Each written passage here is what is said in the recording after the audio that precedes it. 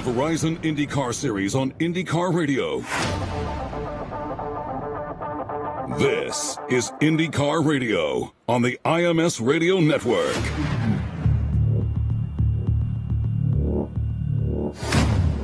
White flag is in the hands of Paul Blevins. He's waiting to see Alexander Rossi come out of turn number 4. Tom Hansing is in the stand with him, and there he goes. And Danny, he may be out of fuel. Banky very slow in turn 1. He is indeed. It doesn't sound like he's underpowered. Left side wheels below the white line. Now with the short two, now in turn 2. He may be done. That car rolls through turn number 2, and it is underpowered. He has backed it down big time. Here comes Carlos Munoz and Joseph Newgarden. They're running second and third. jQuery Rossi still the leader, but he's backed the pace down. Alexander Rossi, the rookie out of California, is backing up the pace.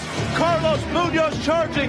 Alexander Rossi into turn number 4 on fumes. Alexander Rossi for the final time exits turn number 4. Here he comes for James. He may have to coast it across the finish line. Alexander Rossi almost rolling to a dead stop. Twin checkers are out, and the rookie will win the 100th Indianapolis 500-mile race.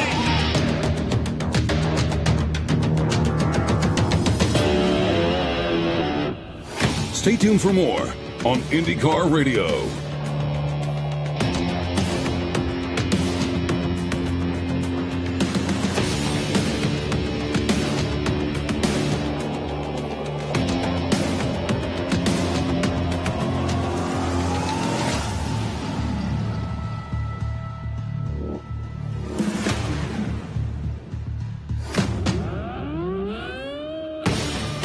IndyCar Radio on the IMS Radio Network. The white flag is waved. 1 to go for Jacques Villeneuve. He's on his final lap, Jerry. About 4 seconds is the lead time that he has. Can it hang together for another couple of miles? Oh, this is going to be great finish for Jacques Villeneuve into the number 2 turn. And Villeneuve smoothly through 2, well off the wall, keeping a fine line down the back straightaway. Larry Henry. Jacques Villeneuve bringing it down the back straightaway. No traffic in front of him. Cleanly down to the white line. The crowd on their feet cheering Jacques Villeneuve. 1 more turn to go. Jacques Villeneuve's crew, they won the pit stop competition, but this is even better. Through 4 smoothly. Jacques Villeneuve heads to the checkered flag, and here's Bob Jenkins. The checkered flag is waving, and Jacques Villeneuve wins the 1995 Indianapolis 500. Stay tuned for more on IndyCar Radio.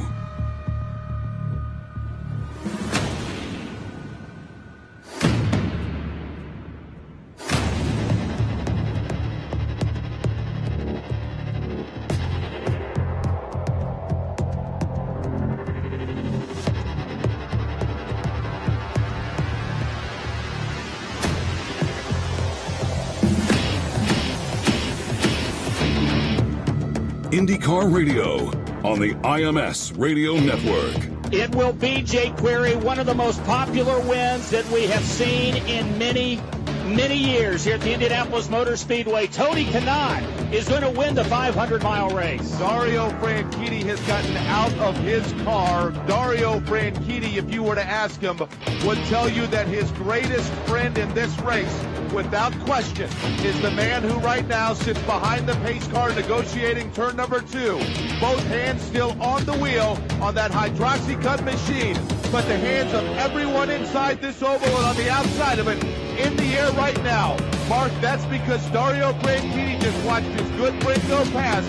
He's a half a lap away under caution from winning the Indy 500, Mark. What a popular one it will be. 2004 Series champion, completed every lap in an unbelievable season. 261 starts, 107 top 5s, 168 top 10s. He's led over 3,200 laps, including over 200 in Indianapolis. Chris Denari, he's going to fill that glaring hole in his resume. His countryman and friend Elio Castroneves has won this race 3 times. The first one is always the sweetest. He's behind the pace car in turn 4 by King. Here comes Tony Kanaan. TK has wanted this race oh so bad. The crowd will come to its feet and will salute the man from Brazil who will finally fulfill his dream. For Tony Kanaan, the 12th time is the charm at the Indianapolis Motor Speedway, the Twin Checkers Way. TK has won the 2013 500. Let's go to Nick Gilman. And I'll tell you what, Mike, there is not a dry eye down in this pit lane.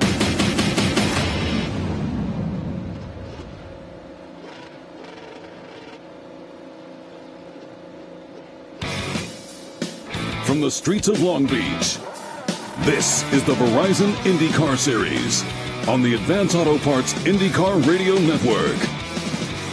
We come to you with engines fired and the green flag in the air as the final warm-up is underway. 35th time IndyCar Series racing tackles the Toyota Grand Prix of Long Beach on the streets of picturesque Long Beach, California. Hello, everyone. I'm Mark James. Happy to be joined by Dave First. And Dave, a fascinating qualifying session yesterday. Interesting to note that guys that are still managing to start at the top 10 walked away a little frustrated. Joseph Newgarden had some contact that kind of threw away what he felt was a fast lap. Ryan Hunter-Reay will roll off on the inside of row number 4. He didn't seem to be particularly happy.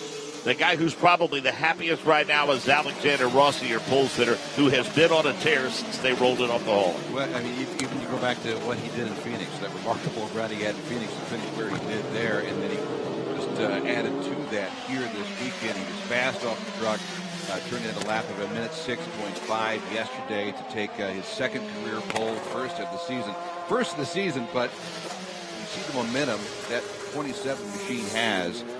This could be the first of many, many pole positions here in 2018. Well, and our driver analyst, Anders Krohn, and I discussed it throughout the course of yesterday. You know, the only guy to finish on a podium in both races to start the season. But, Dave, we think this trend for Alexander Rossi started in earnest about the midway point of last season.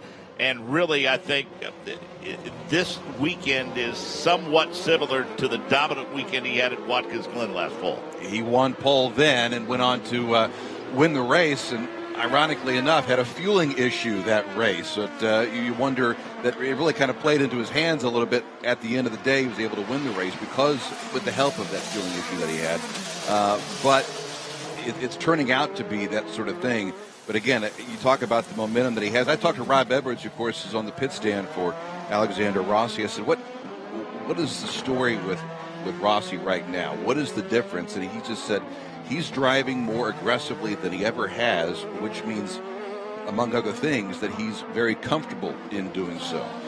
So Alexander Rossi, he appears to be the man to beat today, although you take a look at Ryan Hunter-Reay, who had that penalty. He probably had a car that should have started on the front row today. I would expect Hunter-Reay to move up from the 7th position. A couple other guys as well. You mentioned Joseph Newgarden, the reigning IndyCar Series champion, who the back end came around and he tapped the wall, and that ended his qualifying session, the Firestone Fast 6, so he'll start 6th. A couple guys in the mix, but Alexander Rossi clearly the class of the field so far. Well, some folks head scratching. Team Penske finished no better than 7th in St. Petersburg.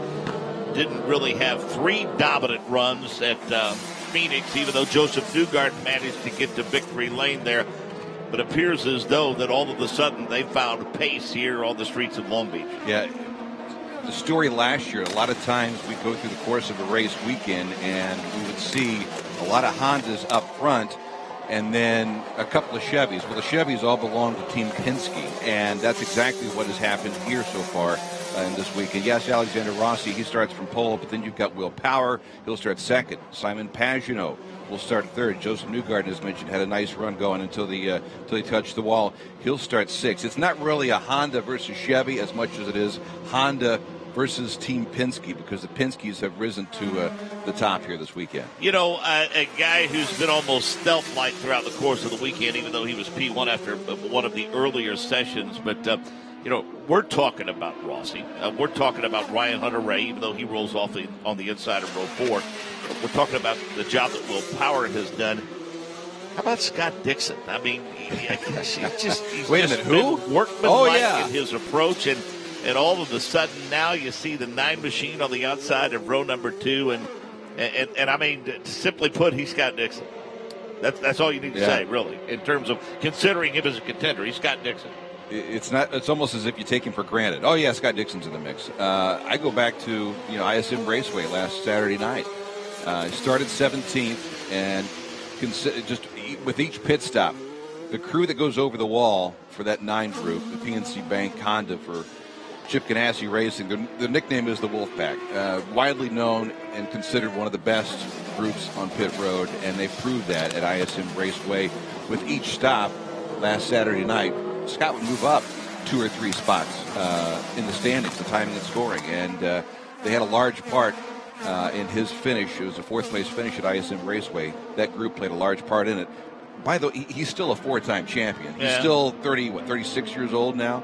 Got a long way to go. Scott Dixon is still one of the guys to chase, and he'll continue to be that way through the course of the weekend. Again, you'll start 4th today. Yeah, starting 17th and improving to 4th. Everyone talks about the 50-some-odd cars that Rossi passed. Going from 17th and 4th to 4th was a pretty impressive run in its own right. He probably passed 12 guys on pit road, you know. Alexander Rossi, Ed Jones, Scott Dixon, Zach Veach, Marco Andretti, your top 5. As we mentioned, always beautiful. That's one of the reasons why we love coming to Long Beach, California, to reaffirm that. Talk about the conditions as we get this session underway this morning. Let's welcome in from pit road, Jake Query. Mark, it would be easy for me just to say perfect back to you, because that's exactly how it is out here. As a matter of fact, if there would be any complaint at all, and it would be nitpicking to say the least. Slightly cooler than yesterday. That's just simply, of course, because of the fact that it's earlier in the day than what we saw in the late afternoon and what it will be this afternoon. 62 degrees is the ambient temperature. Now, the track itself will warm up over the course of today. Naturally, once that sun has been on it for a while, it is just 72 degrees right now, the track temperature. That will creep upward into the 115 to 120 range by the time we are in the middle of the race this afternoon. But there is no cloud cover, of course. That seems to always be the case here in Long Beach. Absolutely perfect morning here.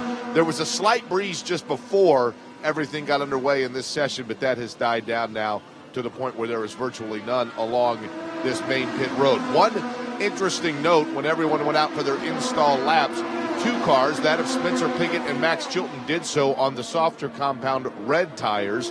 One would imagine that just simply was a matter of perhaps they felt there were a couple of laps that needed to get into a set that they want to have in pristine condition should they need it during the course of the race. Both drivers came in. Pigot immediately went out after his install lap, put on the primary black tires. Chilton went ahead and stayed out on the red tires to get a little bit of heat into those tires. And again, one would assume as they are now doing pit stop simulations, they'll take that set off once it's at its absolute perfect point, then perhaps use that at a strategic point during the course of the race. But can't complain at all, Mark. It's another beautiful day here in Long Beach, California. Hey, Jake. I see a couple wispy clouds to the north. Can you take care of those for us? Yeah, those are serious clouds, Dave, and okay. I will do what I can to get those out of the way, because if it weren't for that, it would be an absolutely blue sky all the way throughout. It is absolutely perfect down here. And as you know, Dave, this pit road, when you take a look up at the sky, you can't look for very long because you've got to have your head on a swivel. It's a pretty narrow pit road back here. A lot of activity already here this morning. Gabby Chavez, James Hinchcliffe, Graham Rahal among those getting an idea of how cars will handle in traffic. We see about a 4-car freight train making a 5-car freight train running nose to tail as they head toward turn number 1. Looks like Scott Dixon leads the way there along with Joseph Newgarden. I really love some of the shots that we're able to get via the in-car cameras, the new nose cone cam that we've seen. And it really gives, I think, everyone an idea of just exactly how it feels. Although, among the drivers we had with us in the booth yesterday, Steph Wilson says, while certainly the technology is great and it gets the fans a little closer and a little more personal, he said there's really no way that you can duplicate it or fully appreciate it until you've actually climbed into the cockpit. When you throw in the G's and all the all the outside forces on the car that are presented these drivers, and a great look. You're talking about that nose cone, the nose camera there. There it is. Spectacular shots between that and the helmet cam that was developed last year. Just the technology alone when it comes to bringing some of the pictures to the fans of the Verizon IndyCar Series really upped their game in the last couple of years. We saw also just moments ago Alexander Rossi. He's also on those alternate reds, and he was really pushing it through turn 1. He came within, a half inch or so of touching the wall. So these guys are already pushing it here, even though it's 9 a.m. on the West Coast. Sato and Kanan go nose to tail into turn number 9, and TK lifts and lets Taku pull away a little bit. We see now all of a sudden Zach Veach is going to tuck into the tire tracks of Takuma Sato as they make their way down that long straightaway. We're about 10 minutes into this 30-minute session. It's the final warm-up, and at 1 o'clock local time, we'll have flag-to-flag coverage of today's race. As we mentioned, the 44th Toyota Grand Prix of Long Beach, 35th time the IndyCar Series has come here. Interesting, your conversation, which we're going to share with folks, a portion of that during the race later today, with six-time winner Al Unser Jr., and I was really glad to hear Al Jr. kind of reaffirm what we had talked about earlier in the day. Because of this is the longest continuing event in open-wheel racing outside of the Indianapolis 500. After Indy, this is one that, guys, this is a trophy they won on the mantle or in the office at home, and Al Unser Jr. certainly reaffirmed that. This is a special place for him, for sure. Could you imagine? We also talked about 1988. That was the first time he won here. He's had some great battles with Michael Andretti over the years. But when he won in 88, not only did he win then, he ripped off 4 in a row. Yeah. He won in 89, 90, 91. Danny Sullivan won in 92, Paul Tracy 93, and then Junior came back and won again in back-to-back years in 1994 and 1995. King of the Beach, Al Unser Jr. When he comes here, it just felt so natural to him around this 11-turn, 1.9-mile layout that he just dominated. It was unlike anything in IndyCar racing at the time.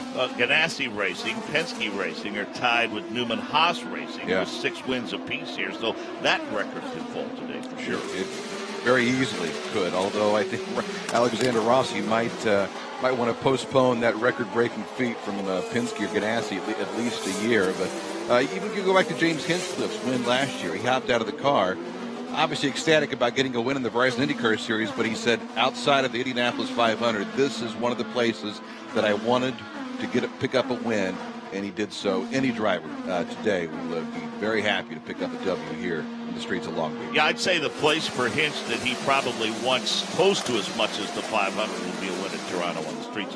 I can't imagine how popular that win would be for Hinch. That would be big. I mean, Hinch does a lot of PR for the folks up at the Toronto Grand Prix as well, so pick one up there, that would be big. But there are certain historic tracks that you grow up as a kid watching these historic venues. Long Beach is obviously one of those. And I'll say that the response that I remember when Paul Tracy was driving, that he would get, Alex Tagliani would get, certainly Hinch, and we expected from Wickens. It's similar to the response that an Ed Carpenter and a Connor Daly gets at the Indianapolis Motor Speedway in May. People up there really support their fellow countrymen, and it's almost worship-like. Well, and the guys that are from California, Rossi included, he grew up watching this great event. Charlie Kimball is one of those guys. Ryan Hunter-Reay, former champion, this win that he had back in 2010, that really kind of solidified his presence in this series. So a lot of these California kids, they love coming here. Everyone does, though. This is such an historic event, as you mentioned. 35th time that the IndyCar Series has been here. 44th all told in this Toyota Grand Prix of Long Beach. Want to hear from a couple of the front runners. Will Power, as we mentioned, was P1 until Alexander Rossi knocked him off of that perch. So Will Power had to settle for the outside of row number 1. He'll start alongside Alexander Rossi. And our Ryan Marine caught up with Will Power after qualifying yesterday. Will, you just got done talking to Tim Cindric. You said, wow, this car's fast. So safe to say you like what you have underneath you? Yeah, it was very good. Definitely had good speed. Just weren't quite good enough in the fast 6. Maybe we should have waited a little bit and gone out and just fueled for a couple laps. But it's really difficult to know how the tyres will degrade and such. But yeah, happy with P2. Slowly crept up all weekend, and we're right there.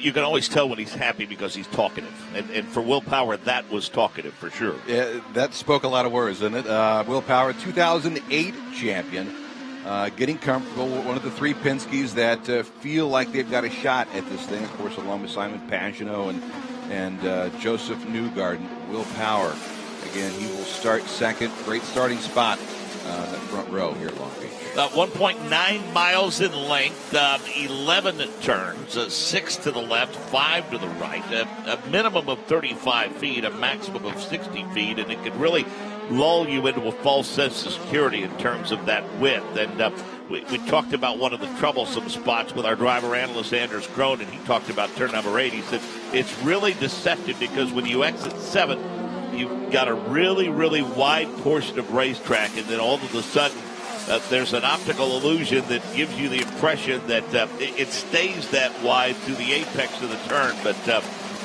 we saw Jordan King have some issues in that turn, get into there just a little bit too hot yesterday and buried it into the tire barriers. When we first came here, under the IRL banner, it seemed like 9, and then the hairpin with the troublesome spots. But the last couple of years, Dave, it's been a hot spot. It's been a challenge for the drivers at turn number 8. Well, I've always heard 8, 9, 10, and 11, the hairpin is such a momentum-driven portion of that race course. And Tony Kanaan in our race broadcast coming up later this afternoon, he talks a little bit about that in his description of this 1.9-mile layout. Such momentum, but it's interesting. Turn 1 this year, because of the lack of downforce, I've heard that these guys are going as much as 10 miles an hour quicker as they head into turn 1. So things, because of the new universal aero kit, have changed a little bit about how these drivers attack this layout. I do want to offer this programming note, especially for those of you in the Indianapolis area, those of you that listen to our affiliate in the Indianapolis area. This affects the radio broadcast only. Television broadcast not affected in any way, shape, or form.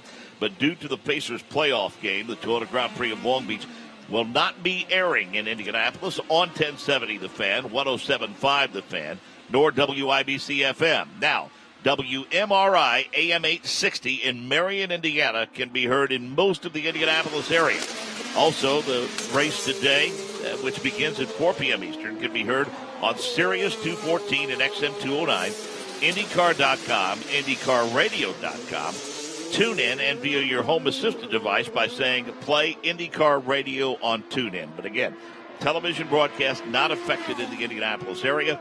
This affects only the radio broadcast for those of you in Indy. And Dave, speaking of TuneIn, I downloaded that app right after that was established, and I got to admit, it's fun to go back and listen to some of the legendary broadcasters that have been part of our radio network over the years, like Sid Collins and John DeCamp and Doug Zink and Chuck Barlow and others, and watch the metamorphosis of not only open-wheel racing and racing at the Indianapolis 500, but just gives us an idea of how much our broadcast has changed from a radio network perspective over the last 40 or 50 years. Yeah, it's evolved, right? Yeah. Yeah, just the way we do our bit, just like the way things have changed on pit road or back in the paddock area, the garage area.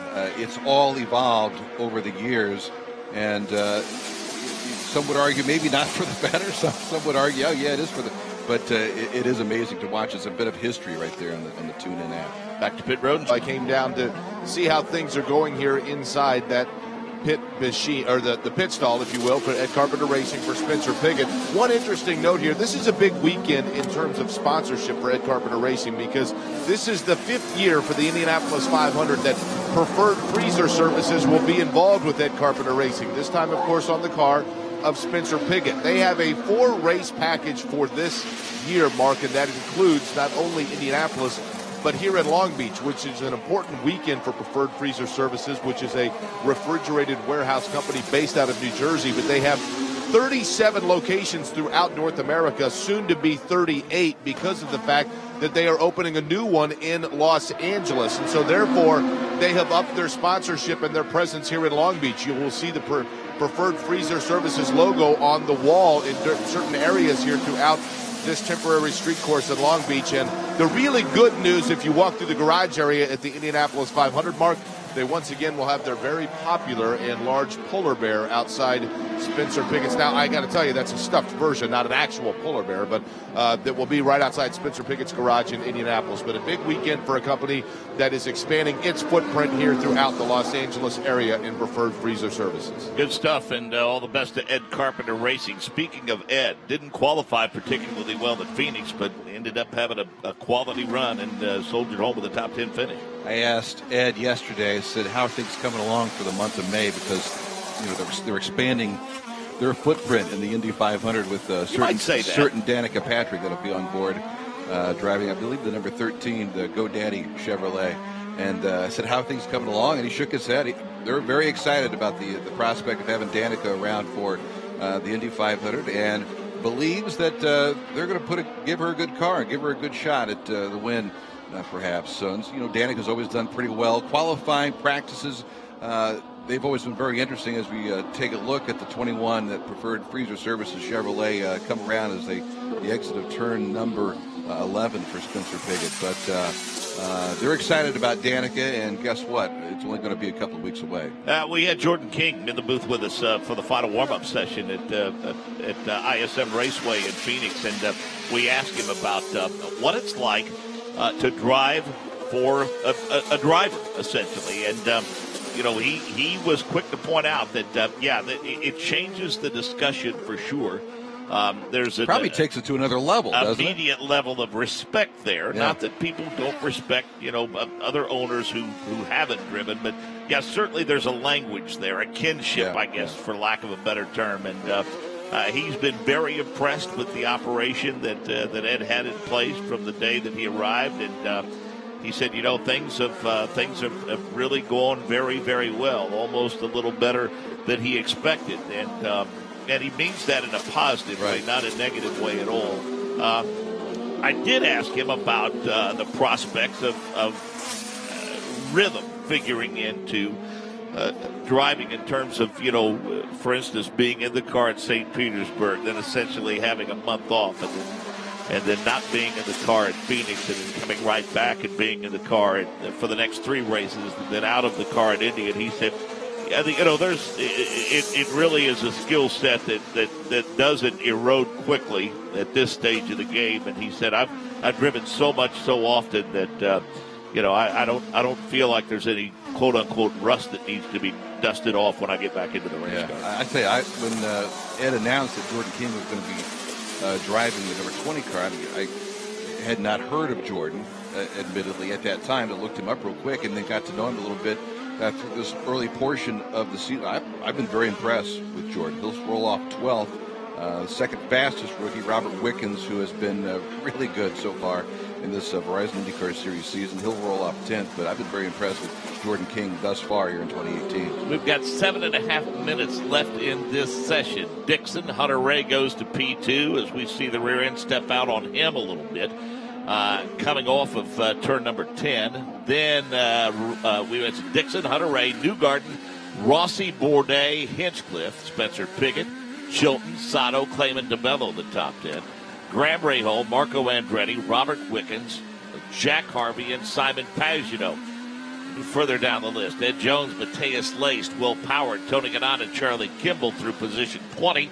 And then King, Kaiser, Chavez, and Zach Veach. And I don't know that you necessarily put a lot into it in terms of how much different their speed is now here. I got to believe this is all strictly race prep setup at this point, obviously, and that's why it's going to change a little bit from the qualifying setup and the sims that they did in the session before qualifying. More from Pit Road from Jake Query. You were talking about Jordan King, and Dave, you had mentioned, and certainly this does not make you an anomaly by any stretch of the imagination, that you weren't overly familiar with the resume of Jordan King when he came to the Verizon IndyCar Series. You share that sentiment not only with myself, but also Ed Carpenter, who I talked to just before the season, and Carpenter told me the background as to how he ended up with Jordan King is a red flag is out on the track right now due to an incident involving Gabby Chavez. We'll get to that in just a second. But bottom line is Mark Blundell, of course, longtime British race car driver and also manager now, who managed the career of Mike Conway. And Conway drove for Ed Carpenter.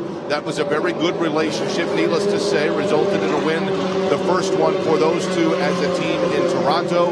And then once Ed Carpenter was in a situation where he was looking for someone this year. Blundell recommended Jordan King. Carpenter took the advice of Blundell, went ahead and signed him, and of course we saw right away in St. Petersburg, Mark, didn't take long to think, yep, Jordan King looks like he's got a pretty good handle on these race cars. Looks like that could be a pretty good partnership for Ed Carpenter Racing.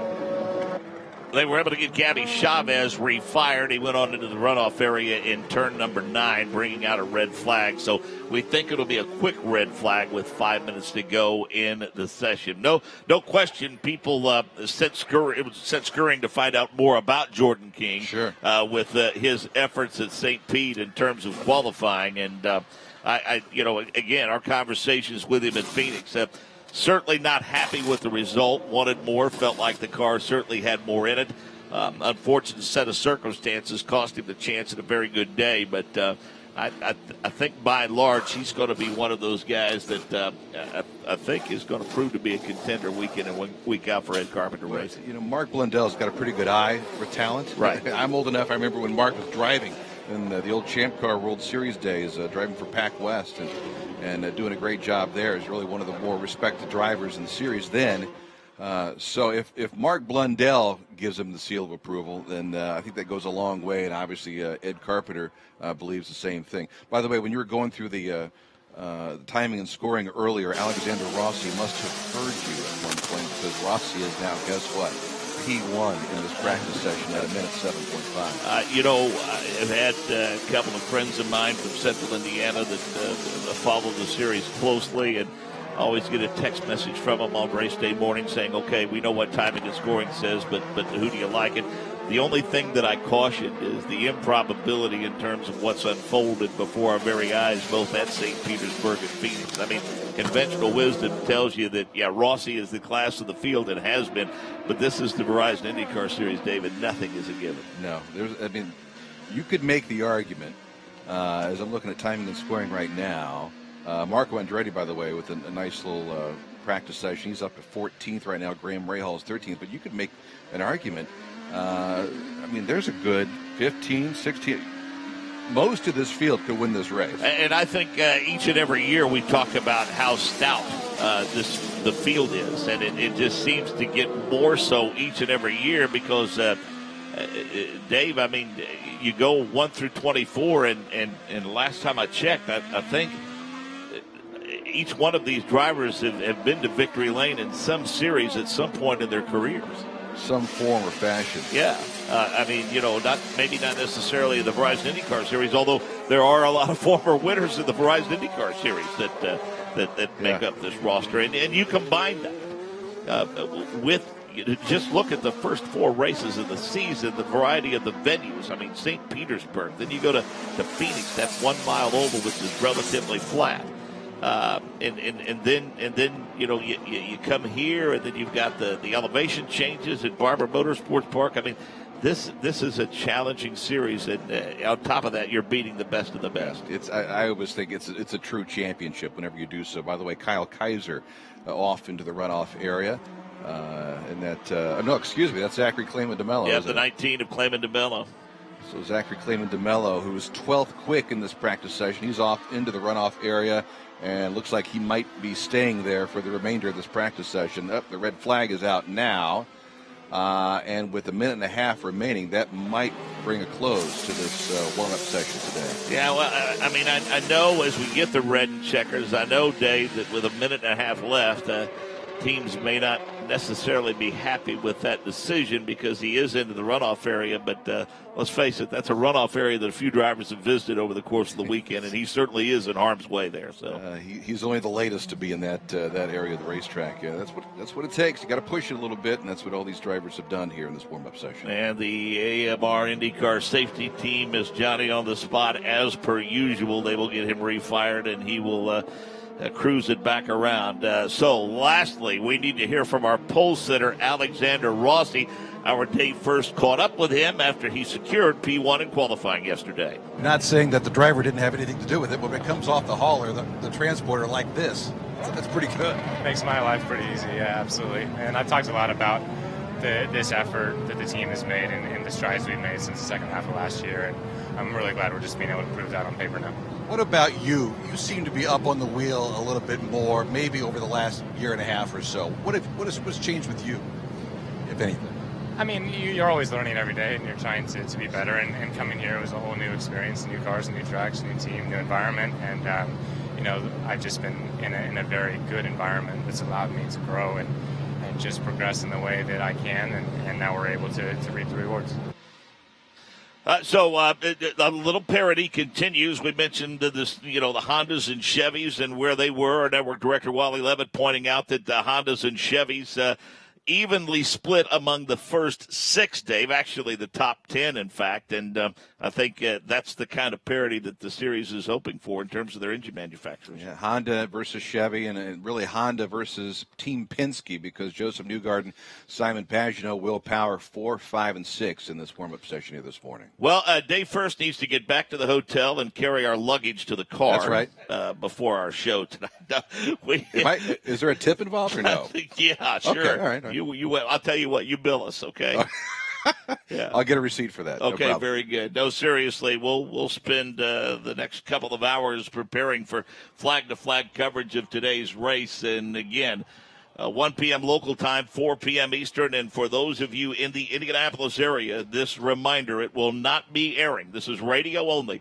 Will not be airing on 1070 The Fan, 107.5 The Fan, or WIBC-FM.